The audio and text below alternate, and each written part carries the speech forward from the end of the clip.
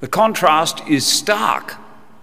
Herod is king of the nation that God has chosen and especially prepared for the day when God would come to set things right with the world. Not only is Herod blind to the workings of God and to the meaning of the prophecies, he's also ruthless and cruel to the point of murdering any child who might be a future king. On the other hand, a trio of wise men, kings perhaps, come a long way from the east. They are fascinated by the Jewish scriptures that Herod treats with contempt. Unlike debauched Herod, they leave the comfort of their kingdoms and they undertake an arduous journey. Unlike Herod, who is blind to the truth, these men are enlightened by God, who sends heavenly signs that fill them with delight. And they're led by a star.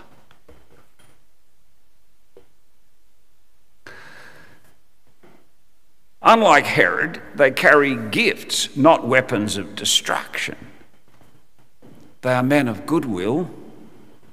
They even trust Herod, at least initially, and they go to see him because they think he'll be filled with joy and he'll be sure to know what's going on.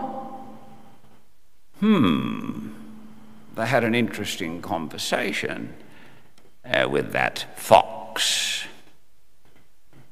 and God wised them up. They went back home by a different route, probably saved their own necks in the process. Unfortunately, there are still Herods in the world, in high places. This feast of Epiphany sees the fulfillment of Isaiah's prophecy, which we heard in the first reading.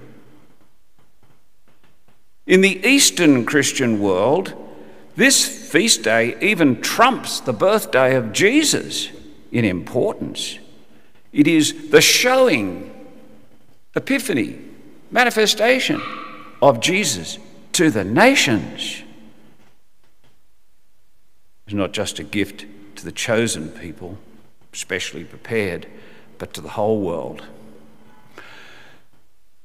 Now, dear online COVID pilgrims and congregants, when you go home this evening, would you please check your crib scene just to make sure that the wise men have actually arrived? Unless, of course, you can give some instruction on your phone so that they're there when you get home.